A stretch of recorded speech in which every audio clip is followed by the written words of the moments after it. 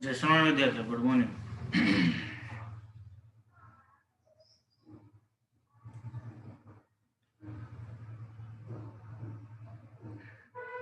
ઉદાહરણ નંબર 8.2 એટલે કે 8મા પ્રકરણમાં આપણે બીજા ઉદાહરણની વાત કરવાની છે.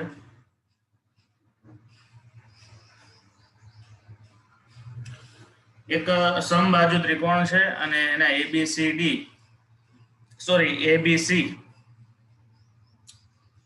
ના દરેક શિરોબિંદુ પર m કિલોગ્રામનું દળ ધરાવતા પદાર્થ રાખેલા છે. સમબાજુ ત્રિકોણના શિરોબિંદુ પર સમાન દળ ધરાવતા પદાર્થ રાખેલા છે. તો એમાં એ ત્રિકોણના મધ્ય કેન્દ્ર G પર મૂકેલા 2m દળ પર લાગતું બળ કેટલું છે? એનું મધ્ય કેન્દ્ર હોય ત્યાં 2m દળ ધરાવતો બીજો પદાર્થ મૂકેલો છે, તેના પર લાગતું બળ કેટલું?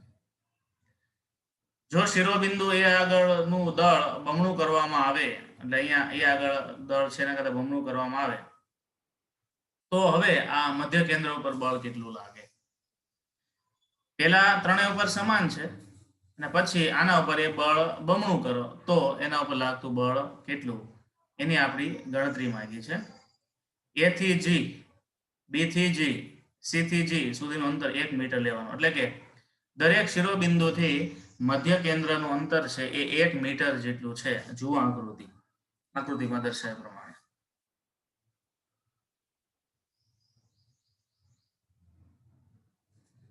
તો વિદ્યાર્થી મિત્રો, A, B અને C ને કારણે મધ્ય કેન્દ્ર ઉપર લાગતું બળ એ સમાન જ હોય, કારણ કે બધા જ એક સરખા અંતરે છે. પહેલા એ વાત જુઓ કે A અને G વચ્ચે લાગતું બળ, જેને આપણે FA કહીએ, B અને G વચ્ચે લાગતું બળ જેને આપણે FB કહીએ, અને C અને G વચ્ચે લાગતું બળ જેને આપણે FC કહીએ, એ કેટલા થાય? તો આ m છે ને આ 2m છે, બંને વચ્ચેનું અંતર 1 મીટર છે. તો વ્યાપક રીતે લખવા જઈએ તો G m એને ગુણ્યા 2m ના છેદમાં r² મળશે. સમબાજુ ત્રિકોણ હોય તો સમબાજુ ત્રિકોણમાં આખો ખૂણો કેટલો થાય? 60 ડિગ્રીનો થાય. એમાંથી અડધો ખૂણો કેટલો થાય? 30 ડિગ્રીનો થાય. અહીંયા 30 ડિગ્રીનો આ ખૂણો હોય તો આ ખૂણો પણ 30 ડિગ્રીનો થશે. એટલે FB અને FC ના ઘટકો પાડવા પડે. એમાં FB નો આ 30 ડિગ્રી સાથે જે ખૂણો બને એને આપણે FB cos 30 કહી શકીએ, અને આ FC નો 30 ડિગ્રી સાથે જે ખૂણો બને એને આપણે FC cos 30 કહી શકીએ. એ સિવાયના જે ઘટકો છે એ FB sin 30 અને FC sin 30 થશે. એટલે આ બંને ઘટકો છે cos ઘટકો થાય અને આ ઘટક છે sin ઘટક થાય. તો હવે જો આ F એ બળ છે એ y ની દિશામાં લાગે છે, FC cos 3 એ x ની દિશામાં લાગે છે, FB sin 30, FC sin 30 એ ઋણ y ની દિશામાં લાગે છે, અને FB cos 30 એ ઋણ x ની દિશામાં લાગે છે. એટલે બળના x ઘટકો અને બળના y ઘટકો ની આપણે વિગતો લઈએ. પહેલા તો બળનું મૂલ્ય કેટલું? તો FA = FB = FC અને = G m 2m ના છેદમાં r². એમાંથી r અંતર તો 1 મીટર છે, 1 મીટર છે એટલે 1 મીટરનો વર્ગ એટલે 1 જ થશે. એટલે એના પરથી આપણે FC બરાબર શું મળશે? તો 2gm² મળશે. 2gm². બરાબર. હવે x ઘટકની વાત કરો તો ધન x માંથી ઋણ x એટલે FC cos 30 માંથી FB cos 30 બાદ કરો તો fx = FC cos 30 - FB cos 30. બંને ઘટકો સમાન મૂલ્યના છે, પરસ્પર વિરુદ્ધ દિશાના છે, એટલે એનું પરિણામ બળ x = 0 થશે. fx = 0 newton. y ની વાત કરો તો y માં ધન y માં fa છે અને ઋણ y માં બંને ઘટકો છે. તો fy = fa - fb sin 30 - fb sin 30. તો એમાં પણ sin 30 એટલે 1/2 એટલે 1 માંથી 1/2 બે વખત બાદ કરો એટલે શું થાય? 0 થાય. એટલે fy બરાબર પણ 0 થશે. તો મધ્ય કેન્દ્ર પર લાગતું બળ 0. તો કુલ બળ Fg બરાબર fx² + fy², બંનેનું વર્ગનું વર્ગમૂળ 0 થવાનું છે. બરાબર. તો આ રીતે એનો જવાબ આવશે. હવે આગળ શું કહે છે?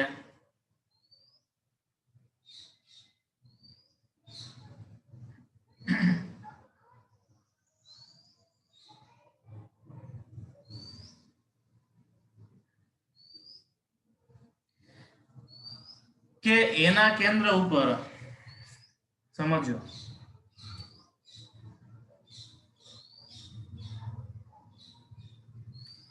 જો શિરોબિંદુ A પરનું દળ બમણું કરવામાં આવે, B ને C ઉપર એટલું ને એટલું રહેવા દો, પણ A ઉપર તમે દળ બમણું કરી દો તો બળ કેટલું? તો હવે જવાબ 0 નહીં થાય.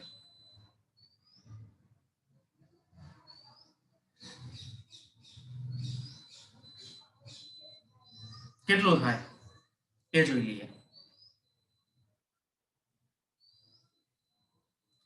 તો જો વિદ્યાર્થી FB ને FC ના મૂલ્યો કેટલા રહે? તો એ તો હતા એટલે ને એટલે રહેશે 2m એને ગુણ્યા m n ગુણ્યા g ના છેદમાં r સ્ક્વેર એટલે કે 2gm સ્ક્વેર થાય.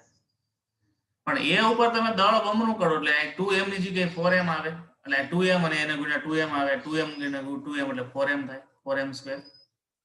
અને હવે તમારે શું થાય? b ને c માંથી એને બાદ કરવો પડે, સમજો. આ a છે ઉપરની બાજુ છે, અને b ને c નો જે સાઇન ઘટક છે તો નીચેની બાજુ કોસ ઘટક અસર નાબૂદ કરવાના છે. એટલે તમારે 4gm સ્ક્વેર માંથી 2gm સ્ક્વેર બાદ કરવા પડે. એટલે અહીંયા એને ગણતરી અધૂરી મૂકી છે. પરિણામી બળ માટે શું કરવું પડે? તો કે fa minus fb minus fc, બરાબર.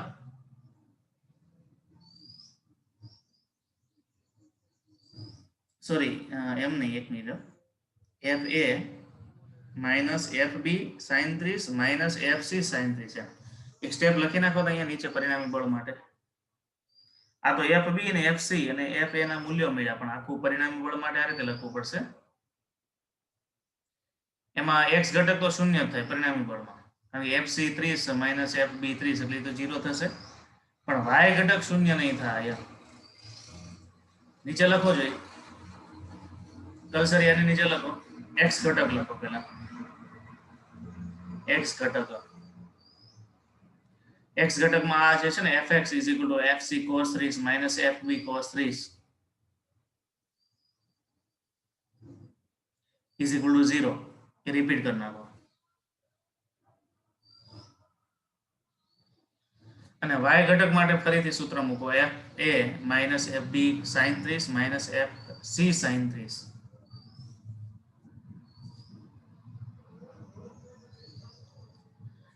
તો fa એટલે કેટલું થશે?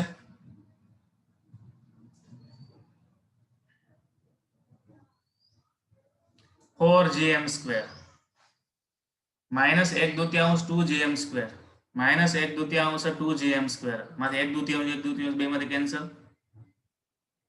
એટલે 4gm square minus 2gm square એટલે જવાબ આવશે 2gm સ્ક્વેર. કેમેરો ઓન કરે, મને લખેલું બતાવો બધા વિદ્યાર્થીઓ.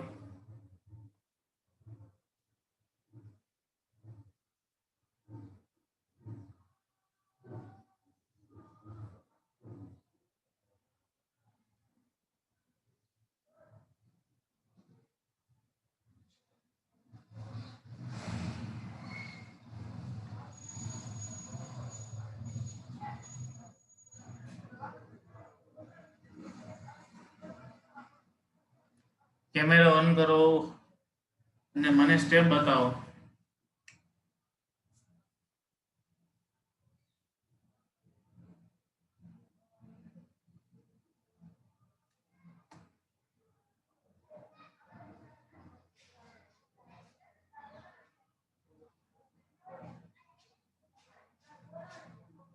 રણપ્રિયા,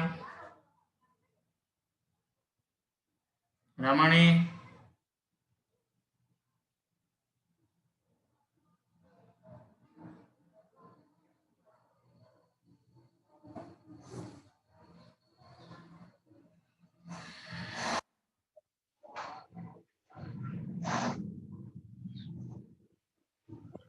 સર તમે કેવી રીતે લખવાનું કીધું કે ખબર ન પડી?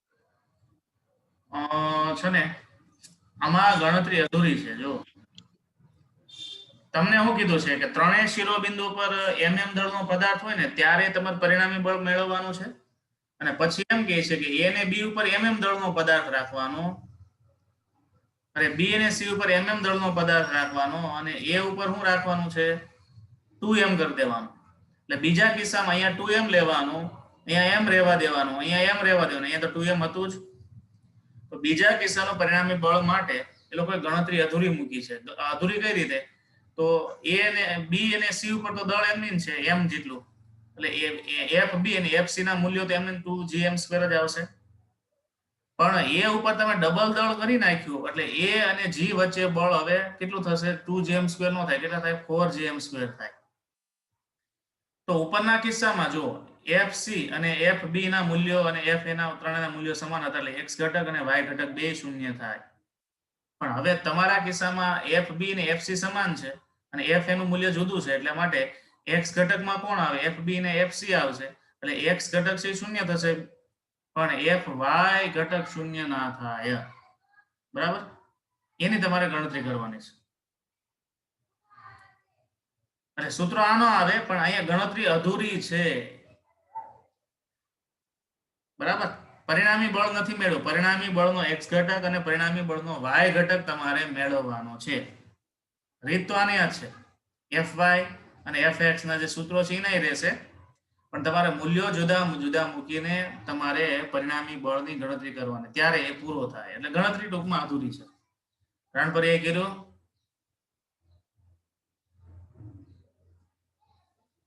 જો રાણપરીએ સ્ક્રીન શેર કરી છે.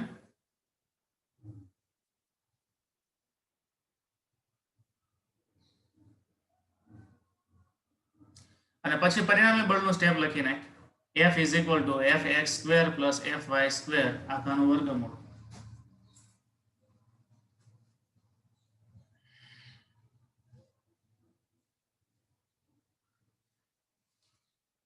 વર્ગમૂળમાં fx² plus fy². અને એનું સાદુરૂપ આપી દો.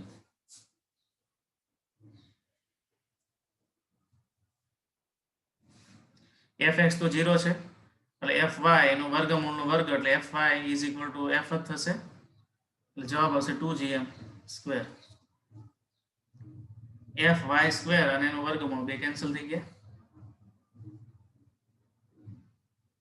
આ રીતે તમારે ગણતરી પૂરી કરવાની છે. વિદ્યાર્થીઓ જો રાણપરિયા જે ગણતરી કરેલું છે એનું પેજ આપણને મેં સ્ક્રીન ઉપર લાવ્યો છું. બરાબર, ક્લિયર? આ રીતે. અને રાણપરિયાનો ફોટો મોકલી દઈએ એટલે WhatsApp થી શેર કરી દઈએ. ચલો આગળ જઈએ આપણે.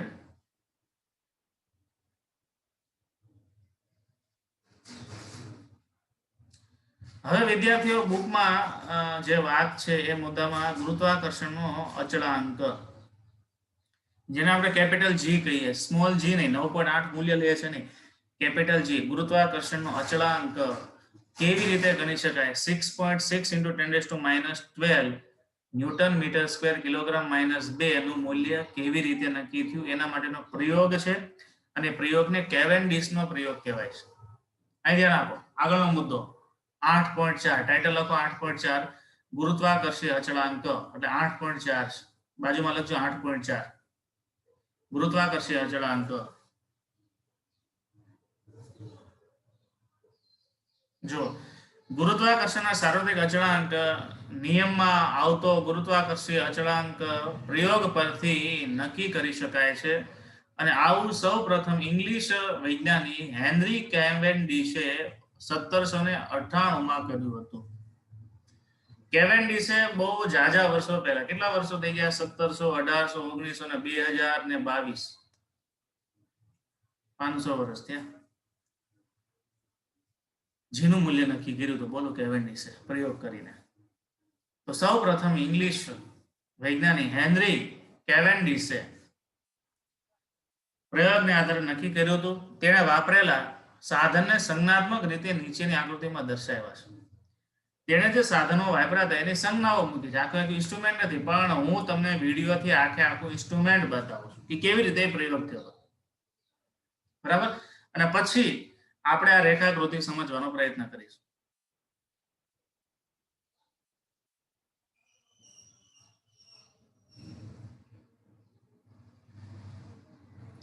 તો ગુરુત્વાકર્ષણનો સાર્વત્રિક અચળાંક નક્કી કરવા માટે કેવેન્ડિશનો પ્રયોગ.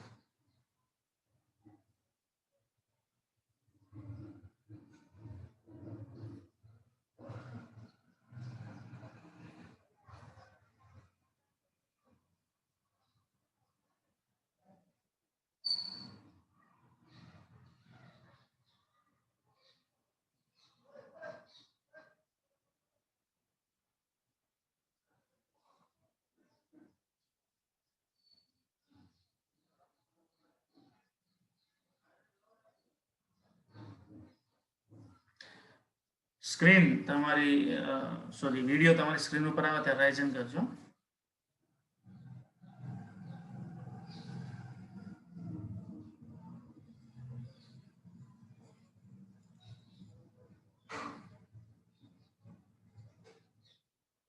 આવી ગયો?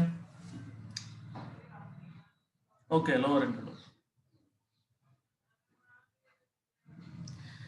હવે જો કેવેન્ડિશ શું કરે છે કે એ બે નાના શીશાના ગોળાઓ અને એક ચોક્કસ લંબાઈના તારના છેડે જોડી અને એને એક આધાર પરથી દોરી સાથે લટકાવી દે છે. શીશાના નાના ગોળાઓ અને એલ લંબાઈના સરિયા સાથે જોડી અને મધ્યમાં દોરી જોડી દ્રઢ આધાર સાથે લટકાવી દે છે, જે આપણે આકૃતિમાં દર્શાય છે. પછી એની બાજુમાં બે શીશાના મોટા ગોળાઓ રાખે છે. આ મોટા ગોળાઓ અને નાના ગોળા વચ્ચે ગુરુત્વાકર્ષણ બળ લાગે અને ગુરુત્વાકર્ષણ બળને કારણે આ નાના ગોળાઓ છે મોટા ગોળા તરફ આકર્ષાય. આકર્ષાવાને કારણે આ તાર ઉપર વળ ચડે. વળને કારણે કોણીય થીટા એટલે કોણીય કોણ બદલાય. અહીંયા એક મિરર અરીસો મૂકેલો હોય, અરીસાની સામે લેઝર લાઇટ કરેલી હોય, લેઝર લાઇટ સીધી અરીસા ઉપર પડે.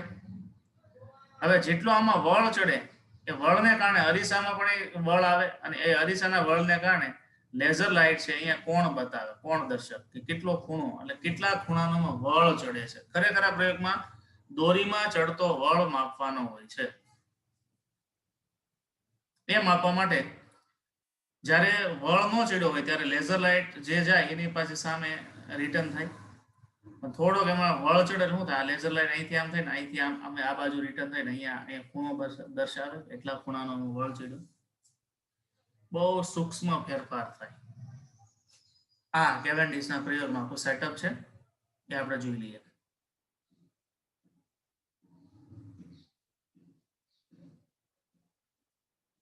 જો ગોળા નજદીક લઈ ગયા, મોટા ગોળાને નાના ગોળાને નજદીક લઈ જાય ત્યારે નાના ગોળામાં શું થાય, આકર્ષણ થાય. આકર્ષણને કારણે વળ ચડે ને વળને કારણે અહીંયા કોણ માપે કે કોણ બતાવે કેટલો ખૂણો છે.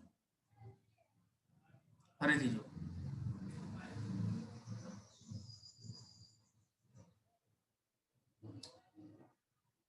ફરીથી એક વખત ફરીથી પ્લે કરું છું.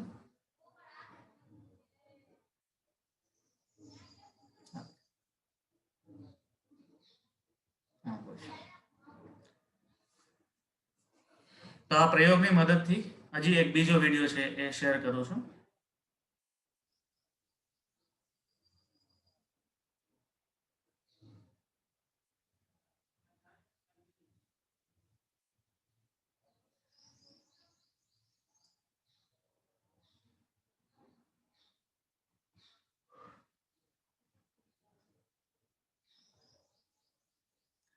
તમારી સ્ક્રીન ઉપર આવે એટલે રાઇઝન કરજો.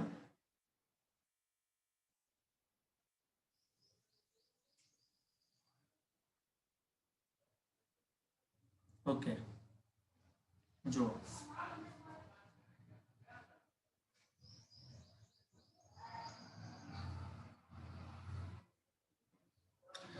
મોટા ગોળાઓ નાના ગોળાની નજદીક આવે ત્યારે નાના ગોળાઓનું મોટા ગોળા પ્રત્યે ગુરુત્વાકર્ષણ કે આકર્ષણ બળ લાગે.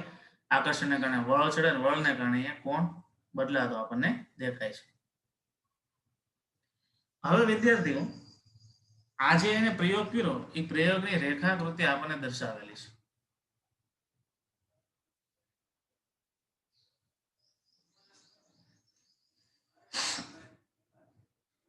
એ રેખાકૃતિ ઉપરથી આપણે આગળના મુદ્દાઓ જોવાના છે.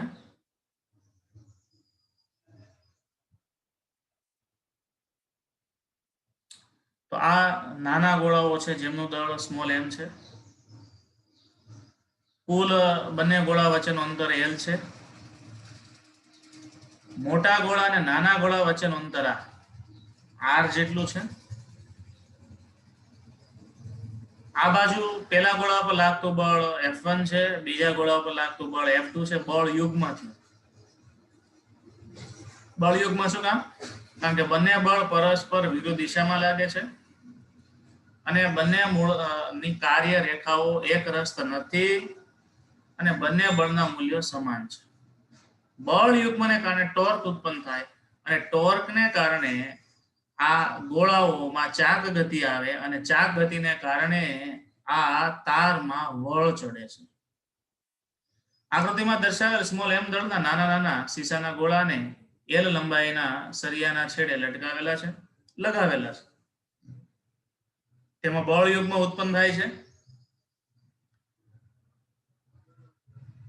બળ યુગ્મ ઉત્પન્ન થાય તે રીતે કેપિટલ M દળ વાળા મોટા ગોળાઓ ને તેનાથી r અંતરે ગોઠવેલા છે. એટલે બળ યુગ્મ ઉત્પન્ન થાય તે રીતે મોટા ગોળા m દળ વાળાને તેનાથી r અંતરે ગોઠવેલા છે. ગોળાઓ વચ્ચે લાગતું ગુરુત્વાકર્ષણ બળ F1 F2 Fg G small m capital M ના છેદમાં r સ્ક્વેર કારણ કે r અંતરે છે. તો ગોળાઓને કારણે એમાં લાગતું ગુરુત્વાકર્ષણ બળ આ સૂત્રથી અપાય છે. અહીં બળ સમાન મૂલ્યનું છે તથા વિરોધ દિશાનું છે. તેથી બળ યુગ્મથી શું ઉત્પન્ન થાય છે? ટોર્ક ઉદ્ભવે છે. અને બળ યુગ્મથી જે ટોર્ક ઉત્પન્ન થાય છે એ ટોર્ક કેવી રીતે આપી શકાય? તેનું સૂત્ર આપણે જાણીએ છીએ. બેમાંથી એક બળનું મૂલ્ય અને બંને વચ્ચેનું લંબ અંતર. તો વિદ્યાર્થીઓ ટોર્ક ટાઉ બરાબર બેમાંથી એક બળનું મૂલ્ય એટલે F1 લ્યો અથવા F2 લ્યો, મૂલ્ય તો G capital M small m ના છેદમાં r સ્ક્વેર જેટલું છે.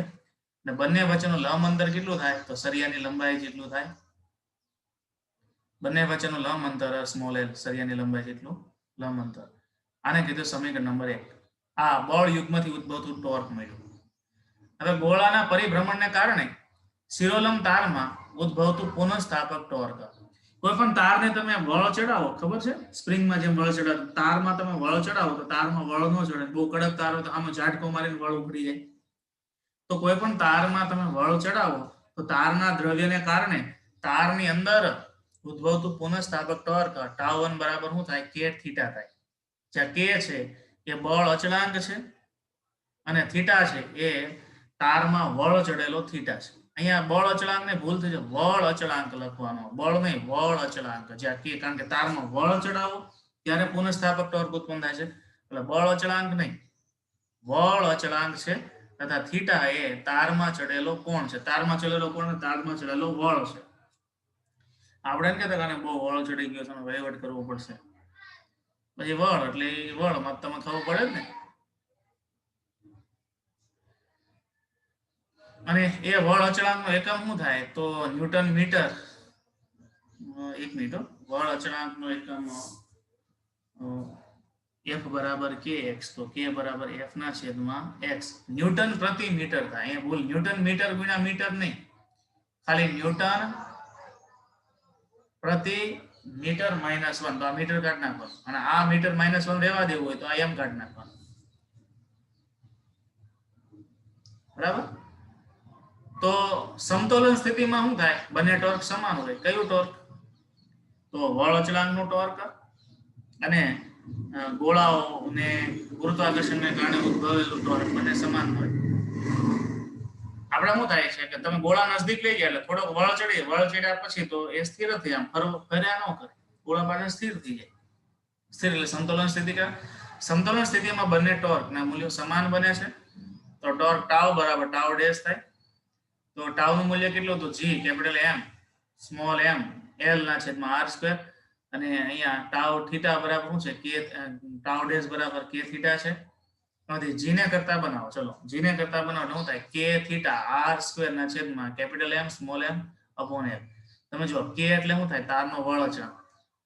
બીએસસી માં પ્રયોગ આવે છે. પ્રયોગની મદદથી તમે કોઈ પણ તારનો વળ અચળાંક k નક્કી કરી શકો.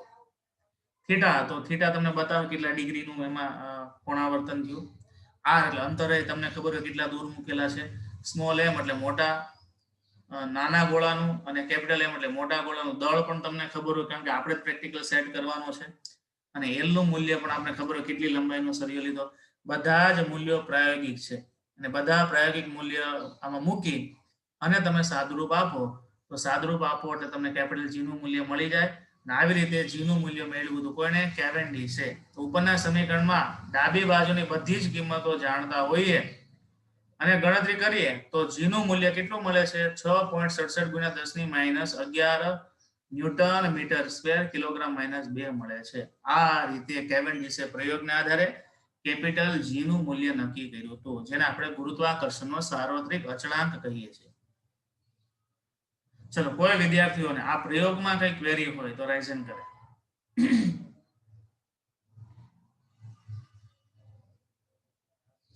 મેં તો તમને પ્રાયોગિકની ગોઠવણીની વિડીયો પણ બતાવી છે અને વિડીયો ઉપરથી જ આપણે આ g નું મૂલ્ય નક્કી થાય એની થિયરી આપણે સમજ્યા.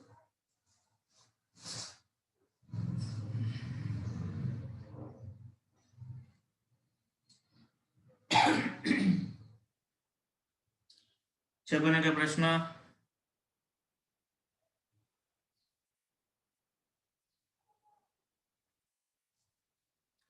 તો હવે વિદ્યાર્થી સ્મોલ g ની વાત કરે છે, જેને આપણે ગુરુત્વ પ્રવેગ કહીએ છીએ. તમને ઘણીવાર એવો પ્રશ્ન થતો હોય કે આ સ્મોલ g 9.8 ક્યાંથી નક્કી થયું? થાય કે ન થાય? આપણે કહીએ ગુરુત્વ પ્રવેગ, પણ ગુરુત્વ પ્રવેગ 9.8 જ શું કામ? 10 કેમ નહીં, 12 કેમ નહીં, 100 જેટલો કેમ નહીં? તો 9.8 નું મૂલ્ય નક્કી કોણે કર્યું, કેવી રીતે થયું? એના માટેની વાત છે. તો ગુરુત્વ પ્રવેગ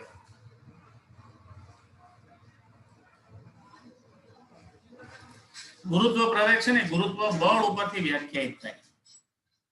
શેના પરથી વ્યાખ્યાયિત થાય? ગુરુત્વ બળ ઉપરથી.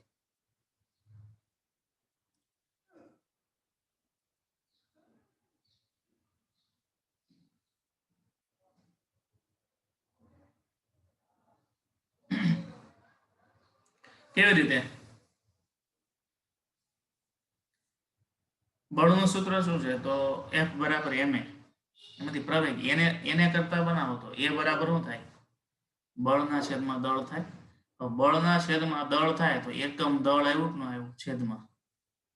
તમે રફમાં બધા લખો તો F બરાબર ma, ન્યૂટનનો બીજો નિયમ લખો તો F બરાબર ma. એમાંથી એને કરતા બનાવો એટલે શું થયું સૂત્ર? F ના છેદમાં m થયું. તો એના બધા પ્રવેગની વ્યાખ્યા બનાવો તો પ્રવેગની વ્યાખ્યા બનશે એકમ દળ વાળા પદાર્થ ઉપર લાગતા બળને પ્રવેગ કહેવાય. અત્યાર સુધી આપણે પ્રવેગની કેવી રીતે વ્યાખ્યા કરતા? વેગના ફેરફારને પ્રવેગ કહેતા. હવે બળ ઉપરથી જો પ્રવેગની વ્યાખ્યા આપી હોય તો કેવી રીતે શબ્દો બનાવે? તમે જુઓ, તમારી સામે જ છે. એકમ દળ, કારણ કે દળ છે છેદમાં આવ્યું. એકમ દળ વાળા, એટલે એકમ દળ વાળા પદાર્થ ઉપર લાગતા બળને શું કહેવાય? પ્રવેગ કહેવાય. તો ગુરુત્વ પ્રવેગ કોને કહેવાય? તો ખાલી બળ હતું એની જગ્યાએ ગુરુત્વ બળ લગાડી દે શબ્દ, એટલે એના પરથી આ બને કે પૃથ્વીની સપાટી પર ગુરુત્વ બળ તો લાગે છે બધા ઉપર, અને ગુરુત્વ બળને કારણે એકમ દળના પદાર્થમાં ઉદ્ભવતા પ્રવેગને, સમજાણું? કોઈ પણ પદાર્થ છે એના પર ગુરુત્વ બળ લાગે છે, પણ જો એકમ દળનો પદાર્થ હોય ને એમાં જે ગુરુત્વ બળ લાગે છે તો એકમ દળના પદાર્થ પર લાગતા ગુરુત્વ બળને શું કહેવાય છે? ગુરુત્વ પ્રવેગ કહે છે.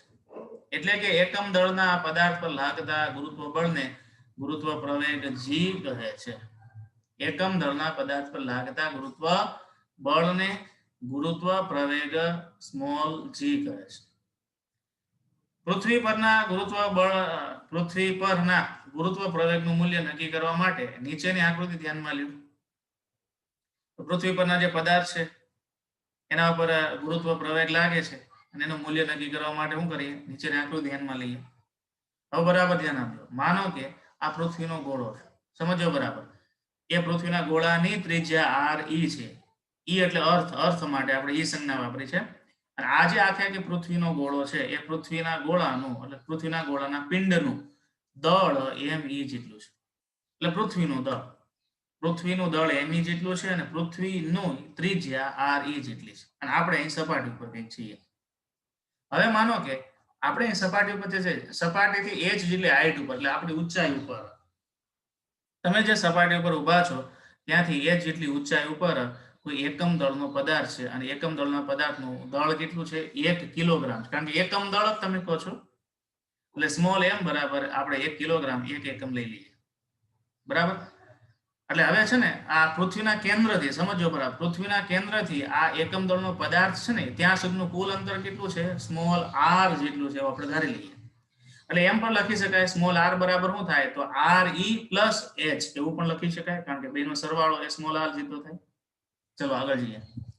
આકૃતિમાં દર્શાવેલા m દળના પદાર્થ પર લાગતું પૃથ્વીનું ગુરુત્વ બળ કેટલું? ચલો આ આકૃતિમાં દર્શાવેલો પદાર્થ છે એના પર ગુરુત્વ બળ કેટલું લાગે? તો Fg બરાબર શું થશે? તો કેપિટલ G me એને ગુણ્યા m ના છેદમાં r સ્ક્વેર, કારણ કે ન્યૂટનના નિયમ પ્રમાણે આ બંને વચ્ચે લાગતું બળ એટલું છે. પૃથ્વી અને આ સ્મોલ m દળના પદાર્થ વચ્ચે લાગતું ગુરુત્વ બળ એટલું થાય. હવે ગુરુત્વ પ્રવેગની વ્યાખ્યા શું છે વિદ્યાર્થીઓ? ગુરુત્વ પ્રવેગની વ્યાખ્યા G એટલે એકમ દળ વાળા પદાર્થ ઉપર લાગતું ગુરુત્વ બળ, એટલે Fg ના છેદમાં m થાય. ચલો આ ઉપરના સમીકરણમાંથી Fg ની કિંમત આ મૂકી દો. તો Fg બરાબર G me m ના છેદમાં r સ્ક્વેર માંથી સ્મોલ m ના છેદ ઉડે, વધ્યું શું? G is equal to capital G me ના છેદમાં r સ્ક્વેર. આને બ્લોકમાં મૂકી દો. આ સૂત્ર મોસ્ટ ટાઈમ આ નહીં, આ બ્લોકમાં આને મૂકવાનું G વાળું. હવે હવે હવે હવે હવે મુખ્ય મુદ્દો આ ધ્યાન આપો. કેપિટલ G નું મૂલ્ય તમે પ્રયોગ ઉપરથી નક્કી કર્યું હતું કે નહોતું કર્યું? કેટલું નક્કી કર્યું હતું? 6.67 એને ગુણ્યા 10⁻11. m એટલે માસ ઓફ અર્થ, પૃથ્વીનું દળ પણ ખબર છે, આગળ આવશે, હું તમને કહું બુકમાં લખેલું છે. અને r સ્ક્વેર. હવે જુઓ આ r છે તો સપાટીથી દૂર છે, એટલા માટે માનો કે આનો પદાર્થ તમે અહીંયા લાવતા અહીંયા મૂકી દો, તો પૃથ્વીની સપાટી પર મૂકી દો, તો આ એકમ દળનો પદાર્થ છે એ જેટલી ઊંચાઈએ છે એની જગ્યાએ પૃથ્વીની સપાટી પર મૂકો એટલે સ્મોલ r અને કેપિટલ r ઇક્વલ થઈ જાય.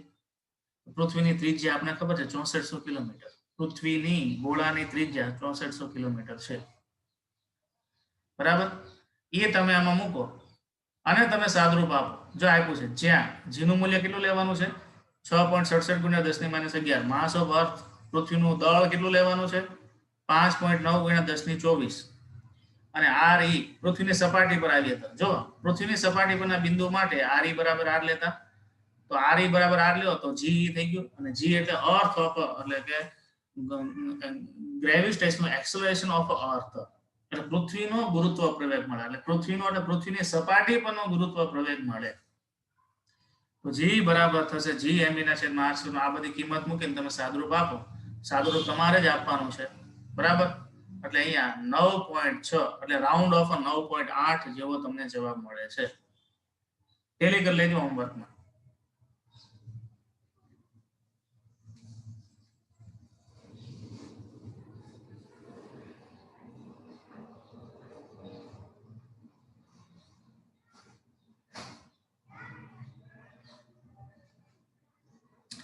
માનો કે તમે પૃથ્વીનું દળ નથી જાણતા. હાલો મારો પ્રશ્ન છે કે આ સમીકરણમાં તમે પૃથ્વીનું દળ નથી જાણતા, એટલે પૃથ્વીને કેમ માપવી? હું કહો છો કલસરિયા, પૃથ્વીને માપો તો, પૃથ્વીનું દળ માપવું હોય તો કેમ માપશો? કેવું ત્રાજવું મૂકશો? સ્વર્ગમાંથી લાવવું પડશે? હું કહો છો અંદાજ શું આવે છે રાણપરિયા પૃથ્વીનું માપવા માટેનો? પૃથ્વીનું દળ કેવી રીતે માપી શકાય? હા કલસરિયા બોલજો, શું કહેશો? પૃથ્વીનું દળ તો ન માપી શકાય, પણ ઘનતાના સૂત્ર ઉપરથી માપી શકાય. ઓકે, જો નીચે એ જ વાત બતાવીશ.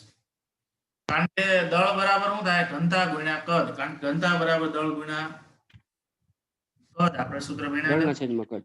દળના છેદમાં કદ. ચલો એ નિયમ પ્રમાણે માનો કે તમે પૃથ્વીનું દળ નથી જાણતા, તો me બરાબર શું થાય? ρ ve. ve એટલે પૃથ્વીનું કદ. પૃથ્વી એક નક્કર ગોળો છે, નક્કર ગોળાનું સૂત્ર મૂકો એટલે me બરાબર ρ. ve એટલે શું થાય? પૃથ્વીનું કદ 4/3 પાઈ req. આ me ની જગ્યાએ તમે req સમીકરણ 1 માં મૂકી દો. ચલો આ અહીંયા મૂકી દો અને સાદરૂપ આપો. તો એ કિંમત આમાં મૂક્યા પછી તમે સાદરૂપ આપો એટલે g બરાબર કેપિટલ G ρ 4/3 પાઈ re. તો હવે પૃથ્વીની ઘનતા કેવી રીતે માપશો? એ પ્રશ્ન આવ્યો, પૃથ્વીની ઘનતા કેમ મપાયો?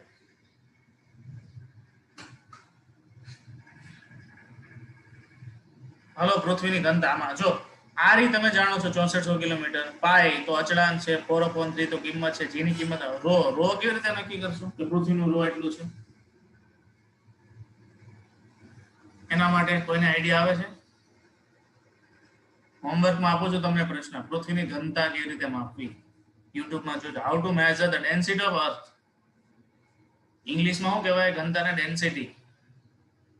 How to measure density of earth યુટ્યુબમાં લખીને સર્ચ કરજો. સર્ચ કરશો એનો જવાબ મળશે. પૃથ્વીની ઘનતા કેવી રીતે મપાય? એ રીતે મંગળની ઘનતા પણ કેવી રીતે મપાય ખબર પડી ગઈ. મંગળ ગ્રહની ઘનતા કેવી રીતે માપી શકાય, ચંદ્રની ઘનતા કેવી રીતે માપી શકાય, કોઈ પણ ગ્રહની તમે ઘનતા માપી હોય તો કેવી રીતે મપાય? કઈ આઈડિયા આવે છે કોઈને? તો એટલું હોમવર્ક આપું છું એક પ્રશ્ન તરીકે, how to measure the density of અર્થ. બરાબર, બાકીની વાત આપણે કાલે કરીશું.